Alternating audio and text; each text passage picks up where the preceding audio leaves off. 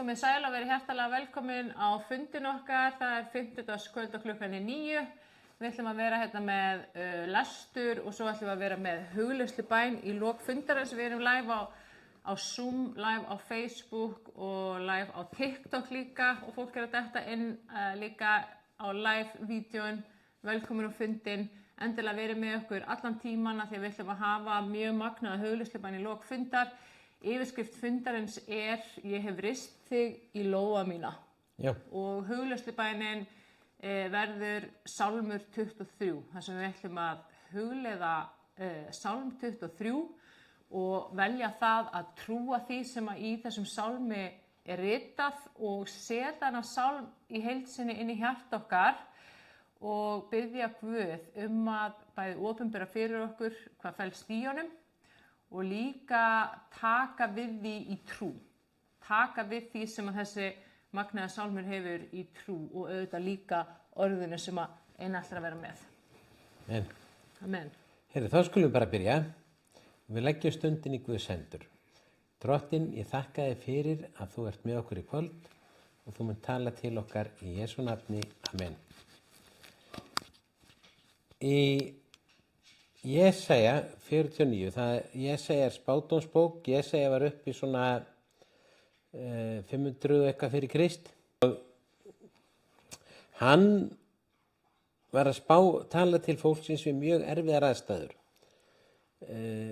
Fólkið hafði verið herleitt frá Ísrael og Júdeu til Babylon sem er á svipuðum stað Írak í dag.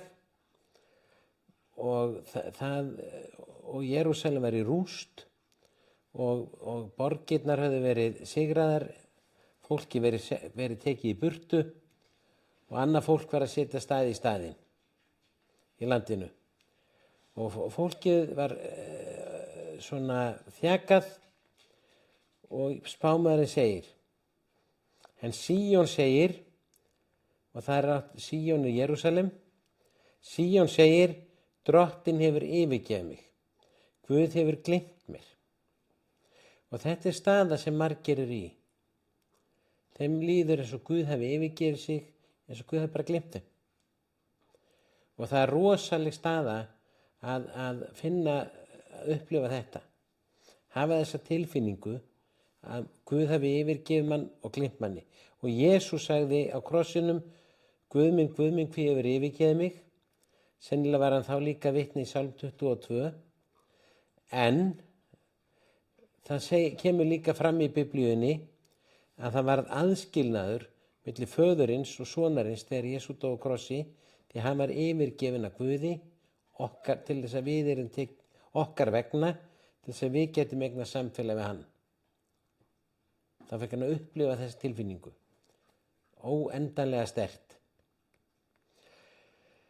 En svar Guðs við þessari fullyrðingu, við þessari líðan ef við höfum hana, er svona.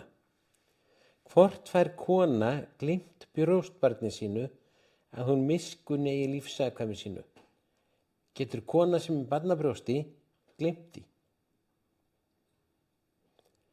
Hjarta hennar gengur út til barnsins, hún gleymir því ekki neitt. En svo segir Drottinn, og þó þær gætu gleymt, þá gleymi ég þær samt ekki. Drottinn gleymir okkur ekki.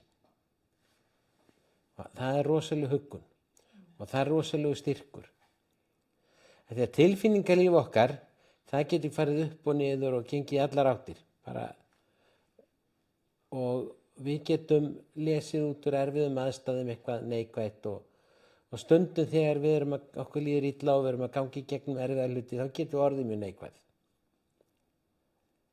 En Drottinn segir að fyrr myndi kona gleyma barni sem hún hefur á brjósti, heldur en ég myndi gleyma þér. Hann man alltaf eftir okkur. Og svo segir Drottinn, ég hef rist þig í lófa mér. Guð er svona mikið með okkur í huga, hann hefur rist okkur í lófa sína. Hugsið ykkur það.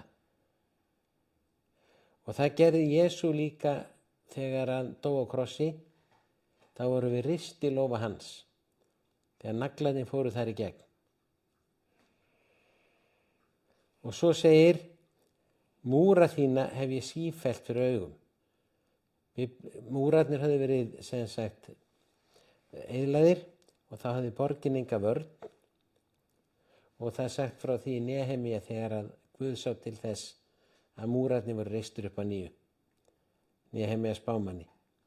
Og svo segir þeir sem endurreisaði kom í skyndi en þeir sem rifuðu niður og eyddu þeir hurfu á braut. Og þetta gerðist örfáum áratugum síðar. Og hugsið ykkur hvað við erum ofarlega í huga Guðs.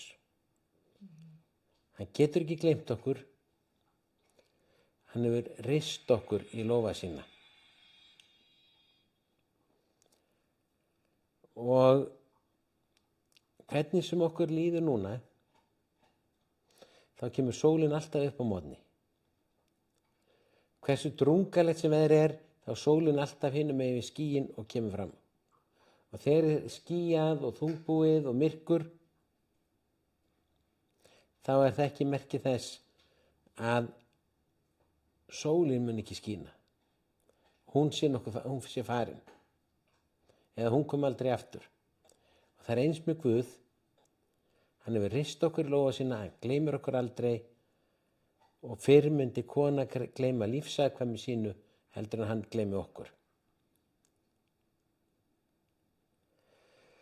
Þegar að Jesús stóð á krossinum, þá eru margir sem hugsa þjáningar að vera krossfestur. Það var minnstu þjáningarna sem Jesú leið.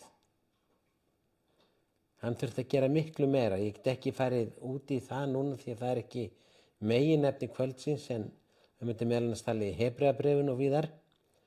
Þegar Jesús deyr, þá fer andi hans, hann fer og sál hans út fyrir svona inn í eilífðina þar sem engin tími er. Og hann deyr fyrir syndir okkar, sjúkdóm okkar, þjáningar okkar, fyrir fortíð, nútíð og framtíð, alveg á öllum tíma. Og hann þurfti að upplifa hverja einustu þjáningu sem hver einasti maður hefur upplifað, alveg í botn, að því hann tók okkar þjáningar á sig. Og hann gerði það ekki bara með því að vera negldur á kross, hann gerði það með því að hann sem sagt, hann upplifði fullkomlega vera yfirgefinn, hann upplifði fullkomlega vera hafnað, hann upplifði fullkomlega örvæntingu, hann upplifði fullkomlega hvern einasta þjáningu sem nokkur maður hefur nokkur tíman upplifað. Hann þurfti að, það er kallaður lambið sem var slátrað frá grundvöllum veraldar. Þannig að sko, hann dó fyrir allar okkar þjáningar, allar okkar sjúkdóma, allar okkar syndir og hann tók það allt á sig og hann bar það. Ef eina þjáning Jesú hefði verið að vera negldur á kross, þá er það þannig að þó það sé alveg hrikalegt þjáning, þá er líkaminn þannig gerður að líkamlegar þjáningar hafa ákveðið hámark. Þá dofnar líkaminn og hann bara tekur ekkert í meiri þjáningum. Og nú er ekki að gera lítið úr því að deyja á krossi. En þær þjáningar sem Jesú leið áttu sér ekki hámark. Jesú það hefði verið eina vandam sem hann lenti að deyja á krossi, það hann bara sett sig í faðm föðurins, verið í dýrðinum með honum í huga sínum og látið þetta líða. En hann þurfti að vinna verk sem tók yfir fortíð, nútíð og framtíð og bara allar syndir mannana. Þegar Jesús var búinn að vinna þetta verk, þá var hann, við þekkjum þegar við erum á þeim staði, einhver hefur gert eitthvað hlut okkar, við þurfum að velja, ætla að fyrirgefa til að geta haldið áfram með líf okkar og lifa því lifandi, eða ætlum við að fara inn í biturleika, þjáningu og kvelja okkar á það sem eftir lifir ævinnar. Við lendum í því stundum að við móðgumst og ætlum við að eyðileggja líf okkar eyðileggja eitthvað með því að vera móðgaður og fúll og leiðilegur. Einu sinni manni eftir einu manni sem að hann var að fara með kærustunni sinni í utanlandsferð og svo móðgaðist hann út í þetta. Hann sneri bara við og hætti við að fara. Eyðilegði ferðina. Kærastan sagði hún reyndar það bara upp og vildi ekkit vera með svona manni. En við getum, þegar við þurfum ofta að taka ákvörðun að lifa lífinu lifandi, þá allt í okkur vilja eitthvað annað. Þegar að Jesús tók á sig allar okkar syndir, þá upplifði hann allar þessar þjáningar í botn. Svo kom Guð og snerti andans og lífgaði við að nýju. Og þá tók Jesús þá ákvörðun að velja lífið fyrir okkur. Hann sigraði allar þessar þjáningar, hann sigraði allar þessar syndir, allar þessar löngun til þess að vera fastur í myrkrinu, enda er hann ljósið og sigraði þetta allt saman. Reis upp og allt í einu þá var hann komin í líkama sinn á ný, líkamans umbreyttist og varð andlegur eða sálarlegur líkami sem að ekki getur hörnað, ekki getur dáið, ekki getur veikst. Jesú gat meiri sé að flutt sig úr stað bara án þess að bara frá einu stað til annars og hann gat bara allt í einu birst mönnum samt verðin líkami og gat borðað og snert fólk. Það var svona andlegu líkami sem hann fekk. Hann reis upp frá dauðum og þá gerðist undarlegir hlutir og Pétur, hann fer að gröfunni og finnur engan inn í henni. En María Magdalena, og svo fer Pétur, en María Magdalena, hún stóð fyrir utan gröfina og grét. Það var ekki bara nóg með það að Jesús, hún hefði séð Jesú deyja á krossi, það var ekki nóg með það að hafa þurft að setja sig við að vera látin. Hún ætlaði að koma að gröfinni, smyrja líkið og það var búið að ræna líkinu. Það var bara búið að taka það. Fara ekkert með það. Hún hafði ekki hugmynd hvar. Ég myndið ykkur, ef við myndum lendi þessum ykkur náinn ættingi, verum að barnið okkar, maki okkar, ykkur náinn vinur og svo varum við búin að líða ægilegar þjáningar yfir andlátinu, ætluðum að sjá líkið, horfið og enginn veit hvað það er. Og þannig, hún bara grét og grátandi laut hún inn í gröfina og þá sér hún 2 engla sitja í hvítum klæðum þar sem líkaminn hafði legið, annan til höfða og hinn til fóta og þeir séu hana kona hví græturu.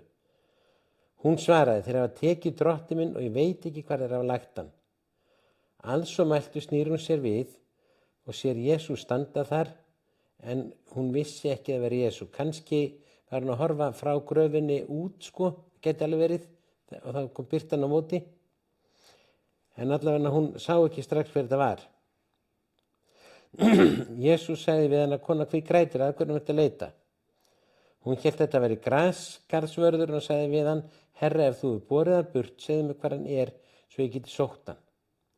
Jesús segir við hana, María. Þá fattar hún hver þetta er.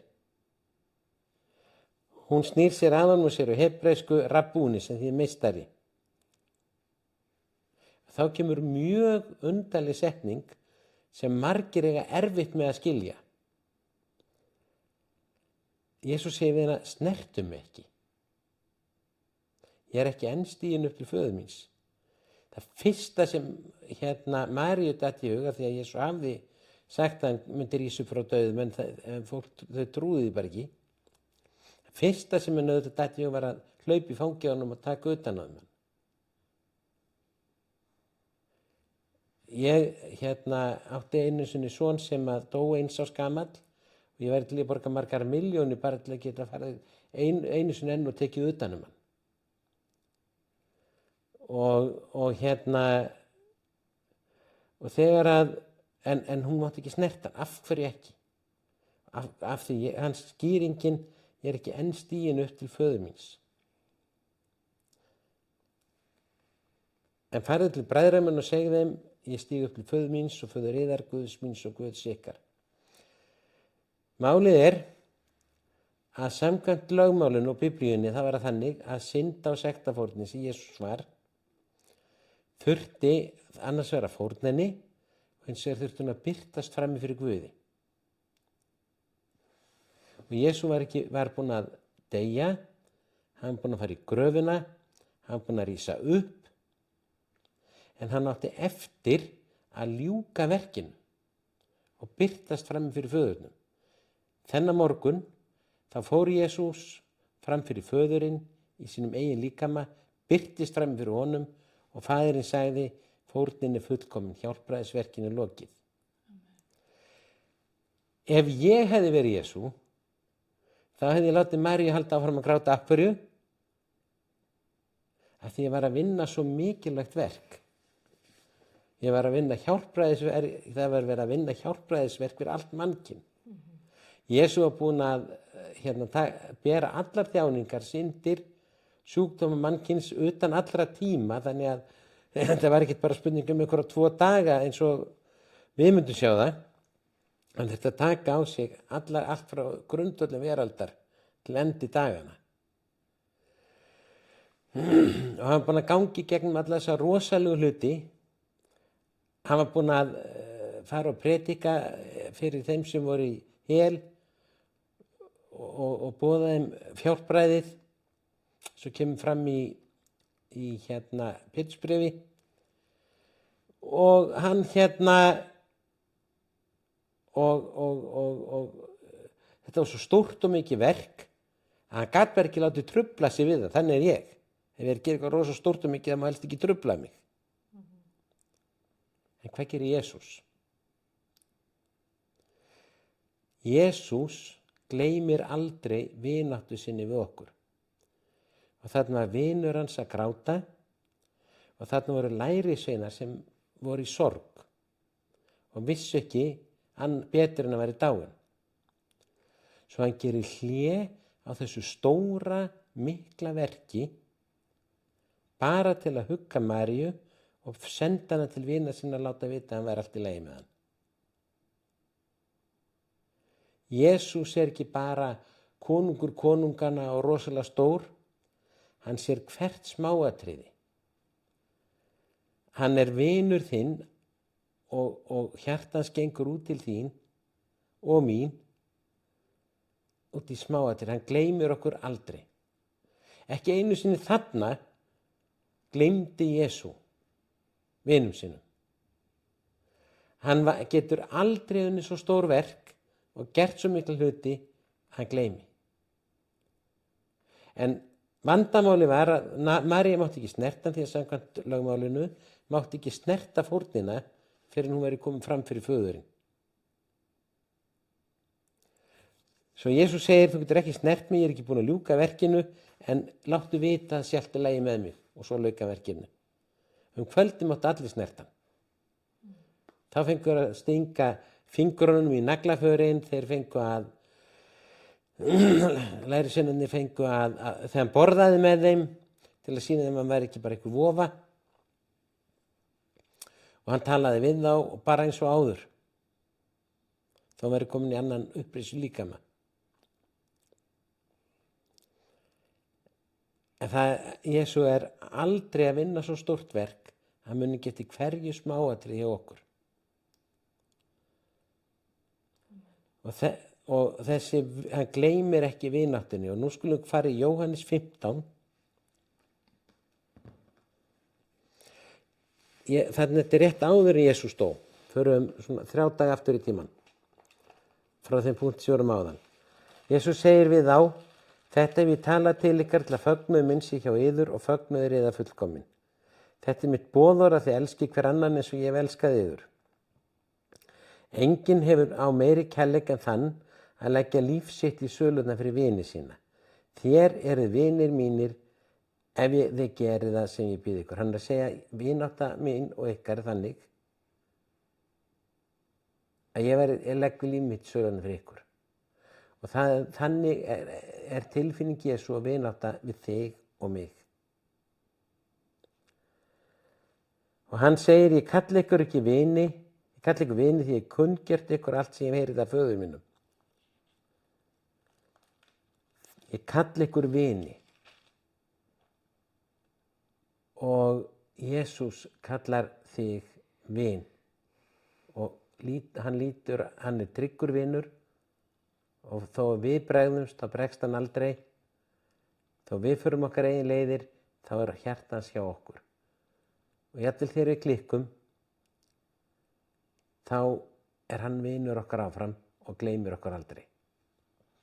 Hann hefur rist okkur í lófa sína og krossinu gerði hann í orðsins fyllstu merkingu.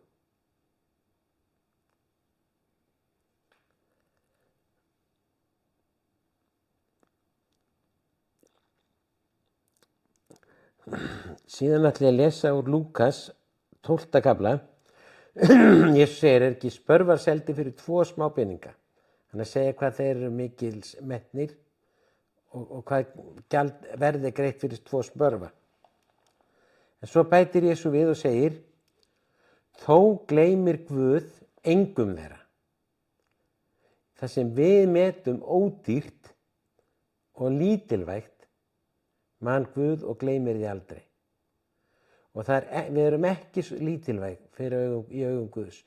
Við erum mikilvæg. Við skiptum öllu máli fyrir honum. Og hann er tilbúinn Jesús er tilbúinn að koma aftur til jarðar og láta lífi fyrir þig og mig ef á þyrfti að halda. Svo segir Jesús, óttist ekki, þeir eru meira verðir en margir. Nei, svo segir Jesús, hárin á höfði yðar eru jafnvel öll talin. Við viljum oft vita meira um vini okkar en aðra. Jesús veit svo mikið okkur að hann hefur talið hvert einasta hár á höfði okkar. Hann veit allt um okkur. Hann óttist ekki að segja að þeir eru meira verðir en margir spörvar.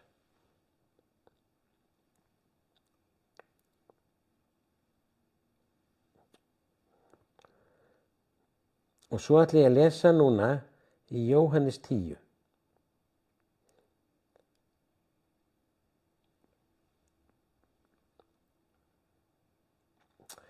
Tíundi kafli. Jesús segir, sannlega, sannlega segi ég ykkur. Frumálinu stendur, amen, amen, segi ég ykkur. Amen því verði svo. Sá sem ekki kemur inn dyrnar í Sauðabyrgi heldur fer yfir annar staðar, hann er þjófur ræningi, en sá sem kemur inn dyrnar er hirðir sauðanna.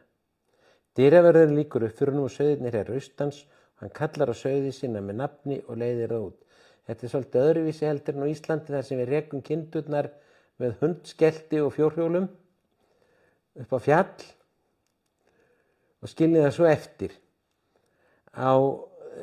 Þarna lærðu umgengusmenn sauðina eins og hundana sína eða eitthvað.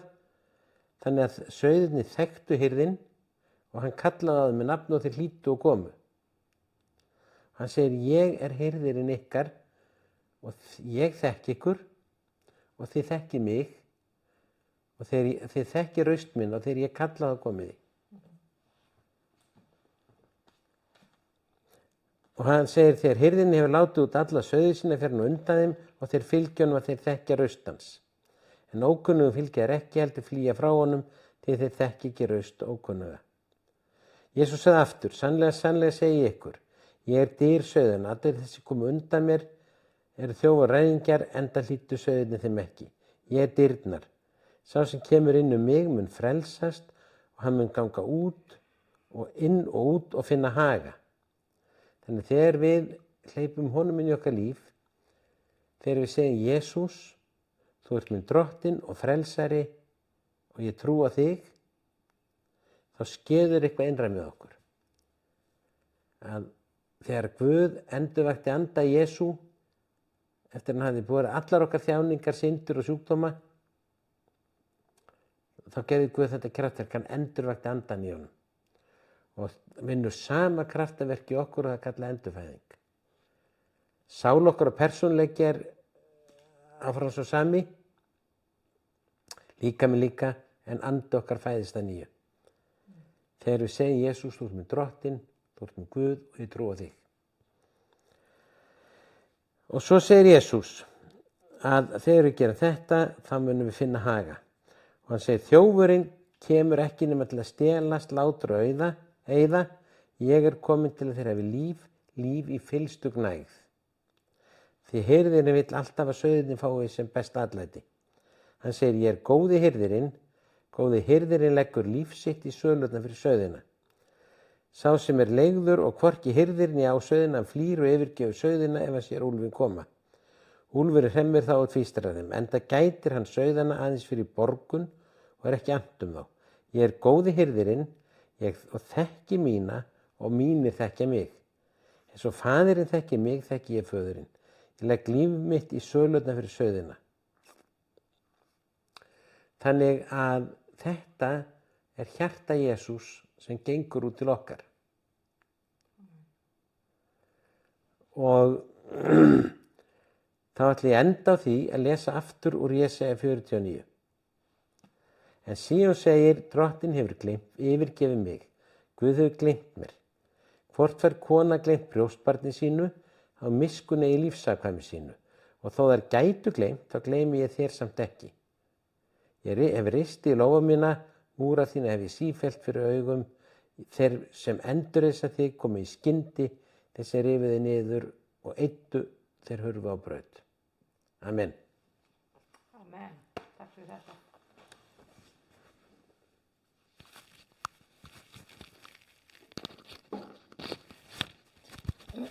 Takk fyrir þetta magnaða orð og það er engin tilviljun að ég spurði Guð, sagði hvað á þessi lestur að snúast og hver á predika, sagði Einar á predika, byrju hann að tala mig og ég sagði Einar, ert þú til að vera með orðið og spurði Guð hvað átt að tala og svo spurði ég Guð, svo bara kom til mín leið hvað Guð vildi hafa í hugleiðslubænum og það var Sálmur 23. Og þetta tengist, þetta er nátengt, bæði efni sem að Einar var með núna og síðan efnið í Sálmi 23. Það segir í Biblíunni við að íhuga orðið, við að huglega orðið og það sem að gerist við tökum okkur tíma til þess að sitja með Guði og huglega orðans er að krafturinn og lækningin og umbreytingin sem að felst í orðinu fer inn í hjarta okkar. Þetta er svona sama eins og maður var kannski búin að lesa sama hlutin 30 sinnum. Þá byrjar það að síast smátt og smátt inn í hjarta okkar, en í hugleiðslubæninu það fer beint inn í hjarta okkar og það byrjar að umbreyta innanfrá. Og það sem gerist líka er að við sitjum hljóð og hvílumst í Guði og í bæn og í trú. Í rauninni afhendum honum hjarta okkar og segja Guð, gerðu þitt verk í hjartanu mínu núna. Og það felst í þessu svo ofboðslega mikið traust og svo mikil trú að því að við treystum Guði og við trúum því að hann sé að vinna eitthvað stórkostlegt verk innan með okkur á meðan á þessu stendur og meðan ætlum við bara að hvílast og gera ekkert og það er þá sem að Guð vinnur mesta verkið. Þannig að það sem við ætlum að gera í þessari hugleiðslubæn, við ætlum að gefa okkur góðan tíma, við ætlum að taka 25 mínútur, næstu 25 mínúturnar og taka þessar mínútur bara fyrir Guð og ekkert annað og engan annan. Og við ætlum að segja Guð, ég ætla að taka þessar mínútur og fókus á þig og eyða með þér og ég ætla ekki að vera að hugsa neitt annað. Og ef að hugurinn byrjar að reika, sem er alveg eðlilegt og gerist það oft, þá bara drögu hann aftur tilbaka. Ok. Amen.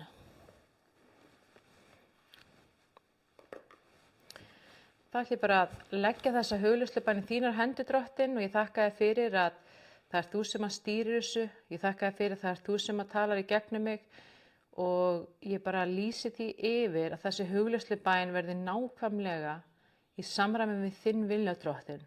Og ég legg hvert og eitt okkar hér í þínar hendur og ég bið þig, Jesús, að vinna þitt verk í hjart okkar, í sál okkar, í hug okkar, í líkama okkar. Og ég ætla að bjóða þér að draga djúpt inn andann og bara leyfa þér að finna slökunina koma yfir þig og afslöppunina leið og lokar augunum.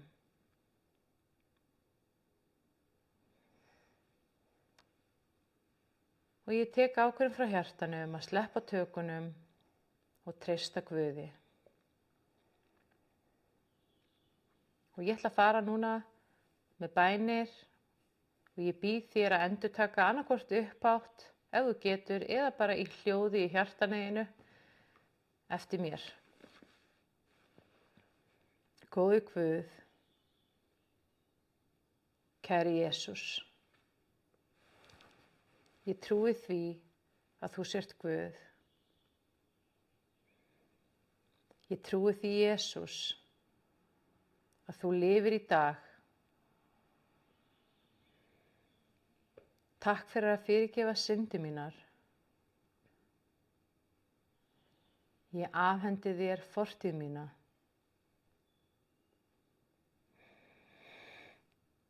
Takk fyrir að endurfæða anda minn núna.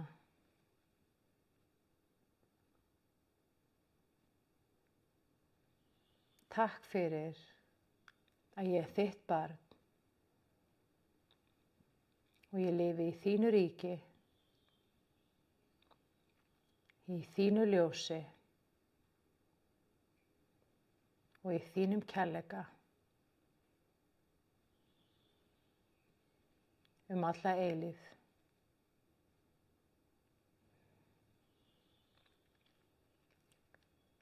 Í Jesú nafni þá opna ég hjarta mitt fyrir þér, Jesús. Og ég hleypi þér inn í hjarta mitt.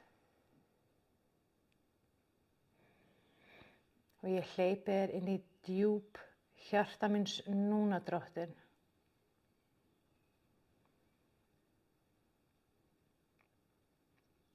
Og ég set þig, Jesús, efst í hjarta mitt, ofar öllu öðru. Í hjarta mínu ert þú, Drottinn.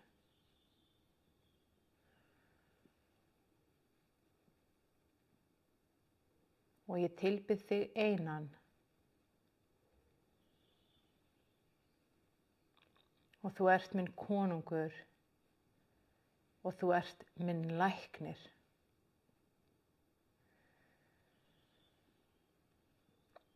Og í Jesú nafni þá tek ég við lækningunni þinni, Drottinn, núna.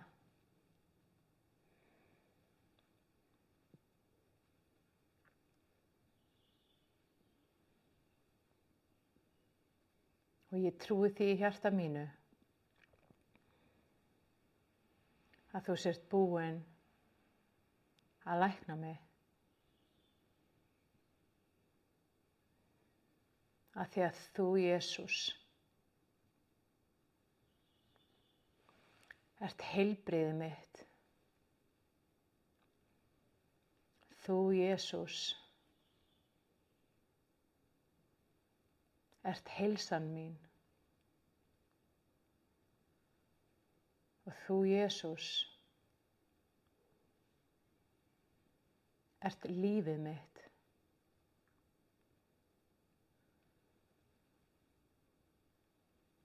Og ég þakka þér fyrir.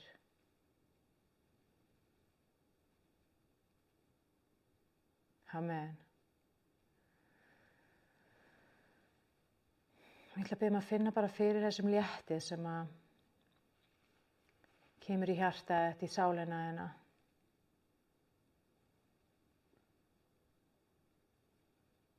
Ég tek ákvörðun frá hjartanum að hleypa ljósinu þínu, Drottinn, inn í sálina mína, inn í hugsanirnar mínar, inn í líkamann minn, sérstaklega inn í alla þá staði í líkamannum mínum þar sem hafa verið hnútar eða bólgur eða verkir eða stífleiki.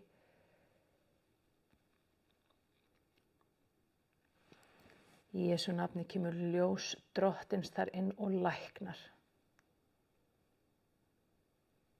og leysir.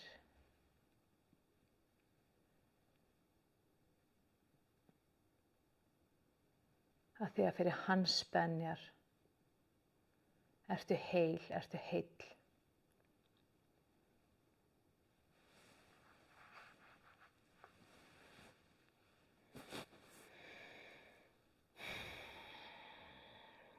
Og ég þakka þér fyrir Guð að þú sendir orð þitt inn í hjarta mitt núna.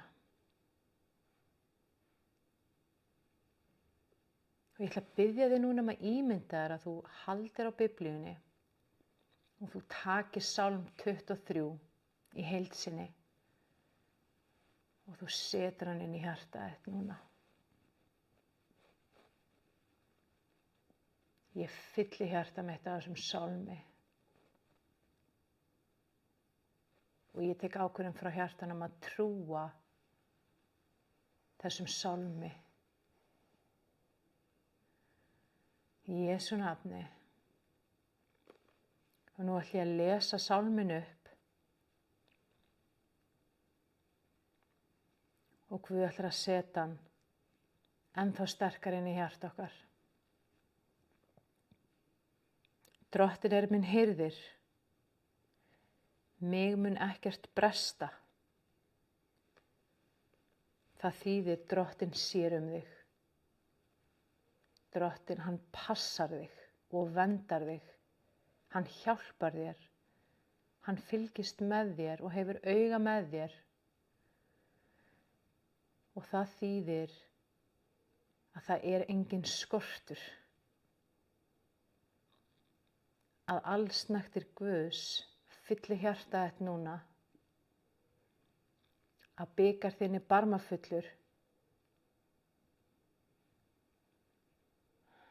Þegar þú hefur Guð, þá hefur þú allt og þú hefur hann.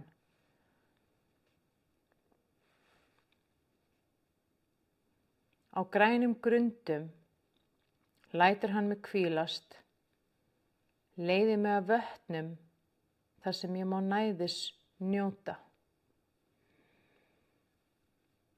Og ég ætla að biðja að leyfa þér að finna hvernig hvíld Guðs fyllir hjarta þitt og sálina þína. Hvernig hvíld Guðs fyllir líkama þinn og huga þinn.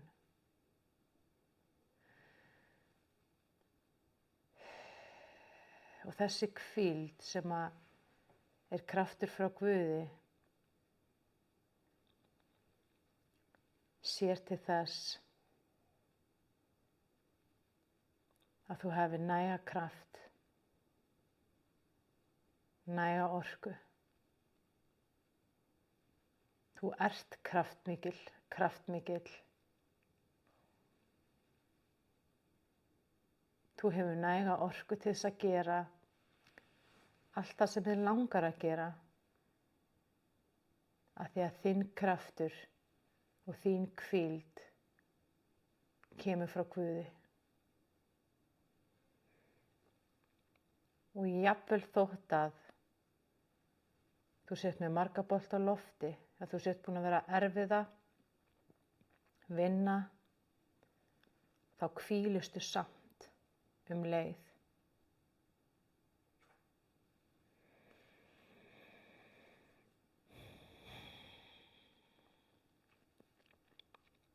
Hann hressir sál mína, leiðir mig rétta vegu fyrir sakir nafnsins.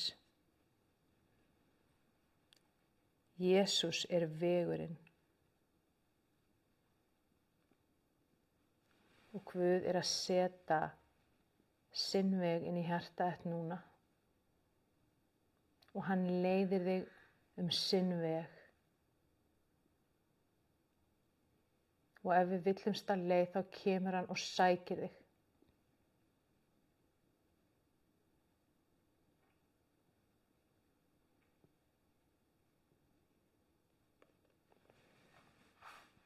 Þótt ég fari dimman dal, óttast ég ekkert illt, því þú ert hjá mér. Og ég set núna og styrki þessa trú í hjarta mínu. Guð, þú ert hjá mér. Guð, þú ert alltaf hjá mér.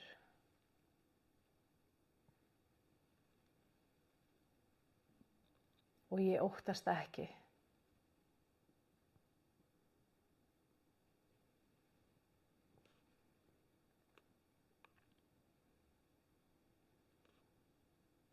Þú býr mér borð frammi fyrir fjendum mínum. Þú smyrð höfuð mitt með olíu. Bikar minn barma fullur.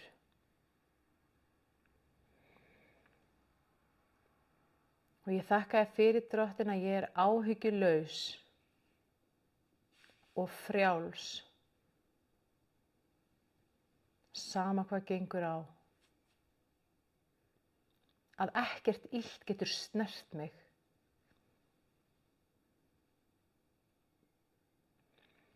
Af því að þú ert hjá mér. Og ég þakka þér fyrir að yfirflæðandi allsnægtir og velmegun kemur beint frá þér til mín núna.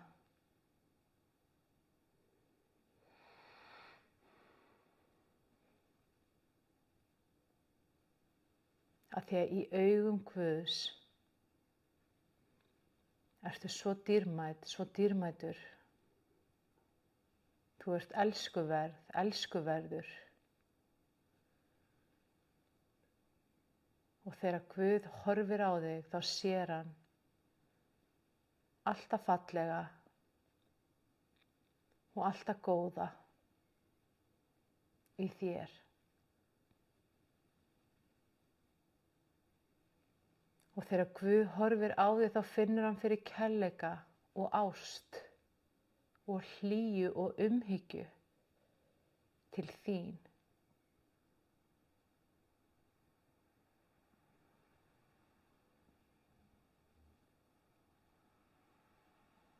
Hann heldur utan þig.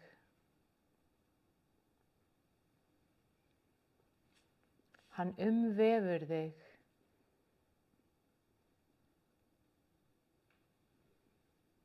Og hann huggar þig.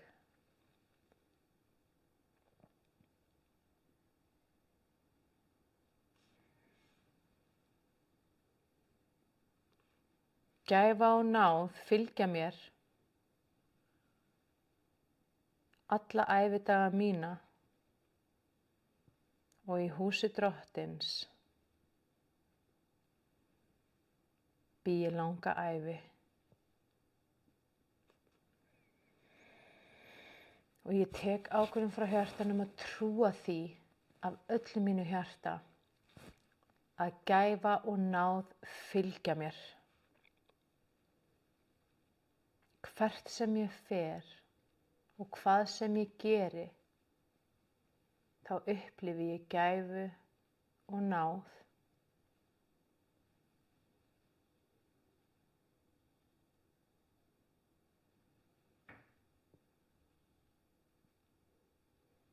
Og hús Drottins, heimilið okkar, hvort sem við erum hér á jörðu,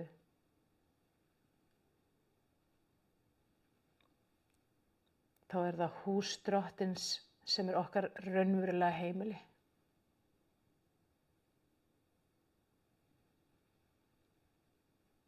Við erum gestir hérna á jörðinni, tímabundið, en við erum samt í húsi Drottins. Og við búum þar, bæði á meðan við erum hér, og það okkar raunverulega heima, það hús Drottins. Og ég bara stíg inn í þitt hús núna, Drottin.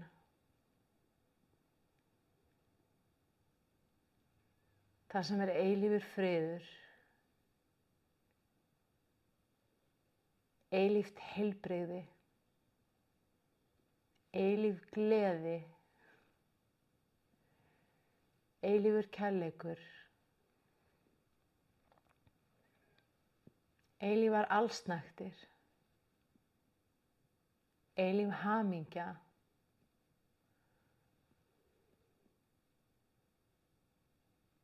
og frelsi.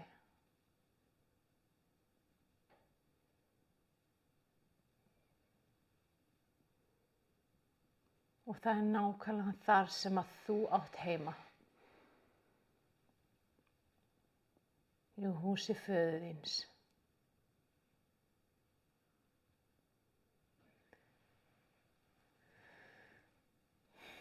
Og núna þegar þessi magnaða sálmur og þetta magnaða orð að fylla hjarta þitt, og þá ætti eftir að finna fyrir þessum allsnægtum og þessari gæfu og þessari náð og þessu heilbrigði næstu daga og vikur og mánuði og ár. Stórkostlegir hlutir að gerast í þínu lífi og blessun Guðs rignir yfir þig og þitt líf í Jesú nafni. Þú finnur að þú hefur allt sem þú þarfnast frá föður þínum á himnum. Að það miklu meira en nóg af öllu sem þú þarft.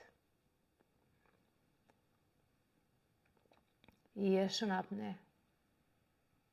þá tala ég heilbrigði inn í lífið þitt. Í Jesú nafni tala ég allsnægtir inn í lífið þitt. Og í Jesú nafni tala ég frelsi og hugrekki inn í lífið þitt.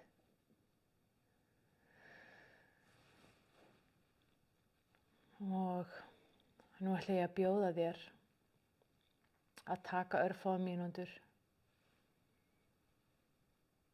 þar sem þú ætlar að hvíla í húsi Drottins og eiga stund með honum, eiga stund með pabba. Hvort sem það í bæn, hlustun, hvort sem þú þarft að afhenda eitthvað til hans eða með liggur eitthvað á hjarta eða bara hvíla í þögn í hans nærveru. Það mátti gera það núna.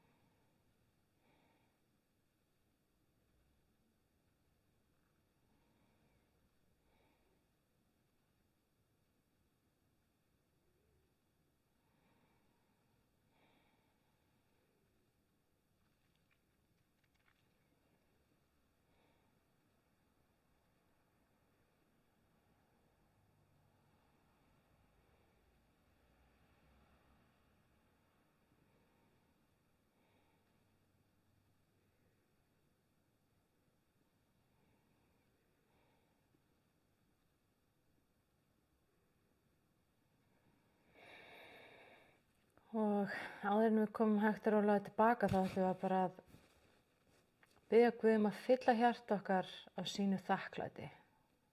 Þakklæti er kraftur sem kemur frá Guði sem er ofboðslega bjartur og fallegur og öflugur, og þegar að við erum í þakklætinu þá erum við með opið hjarta til að öðlast og fá. Hvort sem það er efnisleg gæði eða kærleikur eða lausn eða lækning eða hvað kann að vera sem við höfum beðið Guð um. Þannig að í Jesú nafni þá þakka ég fyrir Drottinn að þú fyllir hjarta okkar að þakklæti þínu. Og innan með okkur heyrum við takk Jesús, takk Jesús, takk Jesús. Og það er gott að segja þetta upphátt, bara hér og þar í gegnum daginn, takk Jesús, takk Jesús. Að því hvert skipti sem við segjum þetta eða hugsum þetta, þá er þetta þakklæti að myndast innan með okkur og í hjarta okkar.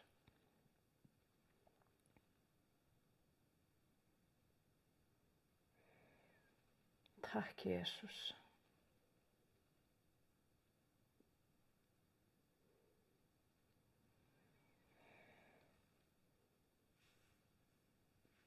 Guð er að fara að vinna eitthvað stórkostlegt og magnað í þínu lífi.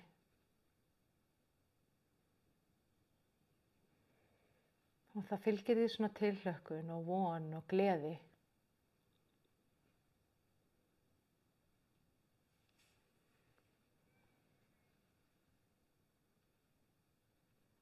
Takk Jesús. Þá máttu bara draga djúpt inn andann, opna augun hægt og rólega, finna léttin í hjartanu, finna fyrir þakklæti frá Guði og velja hann. Ef þú upplifir að þú þurfir að vera áfram í hugleiðslu, þá bara gerir það er allt í lagi og ekkert mál.